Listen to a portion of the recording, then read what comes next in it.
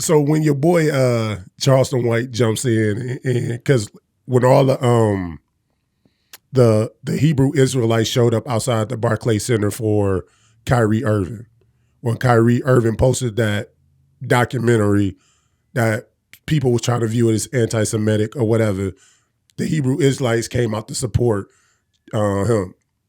And Charleston made a statement saying, like, people saying they showed up and it was all these thousands of men, but what they do? Did they beat up some white people? What did they do? That perfect Like, point. what was the point? But you look at Kyrie Irving, the situation with him, he showed a tape and they said it was anti-Semitic, right?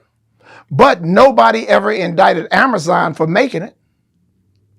And after Kyrie Irving, their sales went up 75%. So they didn't kick it back to the black community. So that goes back to the fact where Kanye West said slavery is a choice. Negroes take that, oh man, because you said slavery. He didn't say the people that came here in chains had a choice, right? He didn't say slavery was a choice. He said slavery is a choice. When you get $1 million and they tell you to put a dress on, you want to be Toby or you going to be Kunta Kinte? Got you. You have a choice today and you choose to be a slave. But listen to Kanye on that rant on TMZ. He was talking about slavery back then. I get what you're saying as far as today. But at that point, he was literally talking about the people that got brought over here. Okay. That they had choices. Well, he kind of, he got that other juice in him anyway. So, bro, allow him to say anything, That's what they tell you when you say Charleston White. But people were more, and you know what, more, he do make sense sometimes. Well, a trash can get a steak every now and then. So what kind of nigga is you? If he makes sense, that means you aligning with him.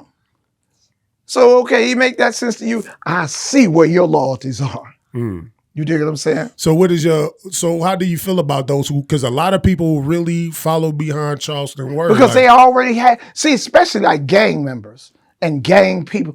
It's so many of y'all hated us from the beginning and was too big of a coward. You wanted to say it, but Charlie said it for you.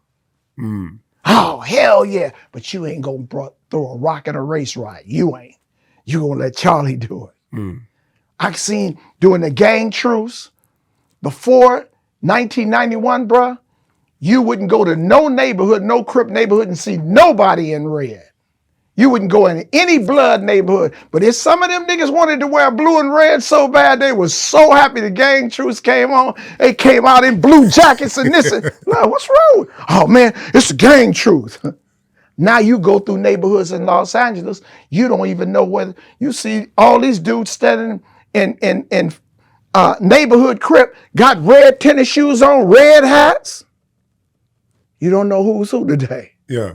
You understand me? So it's in your heart what you're going to be. It ain't with no color you wear. You're accenting something that we don't own at all. We don't own the colors. We don't own the rags. We buy them from white America. Huh? It ain't like we got a Pyru store and we make burgundy rags for everybody. Huh? We don't even have a house.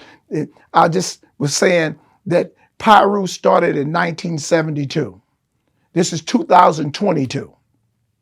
50 years of gangbanging, and you don't have one building that represent Pyru in Compton. The motorcycle clubs got clubhouse. The Cub Scouts got a clubhouse. Where is you going in a park? You know who hangs in parks? 12-year-olds. What is a 50-year-old man doing in the park? So when people look at you and they say like, well, you one of the founders or one of the older Pyrus and you just claim that they don't have this stuff, it kind of like it falls on you. Why didn't you establish it? And it do. I'm not shirking any blame. I'm just giving the evidence. I tell the truth, whether it's for me or against me. Got you. And what I do, in 1971, I got dudes from Centennial, Compton High School, and Dominguez High School and put them together and say, you want to see real gang members? And I started the first Black Youth Council in the city of Compton. Got high school to see what city government. Now you got Omar Bradley, who was the mayor of Compton. We got Paul Richardson, who was the city manager of Compton and was the mayor of Linwood. We got Lawrence Adams, who was a city manager. We got John Johnson, who was a city manager. We got Walter Tucker, who was the mayor of Compton. my youth council members. What do I do in Compton? Yeah, I started Dre Day in 2014.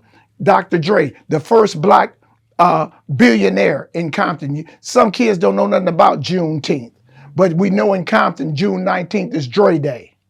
During the gang truce, I had Garth Brooks donate $1 million to the youth in Compton. That's what the fuck I do. You know what I'm saying? So it ain't about the park or what I do. Yeah. You understand me? All I'm doing, I'm the messenger. I'm not the message.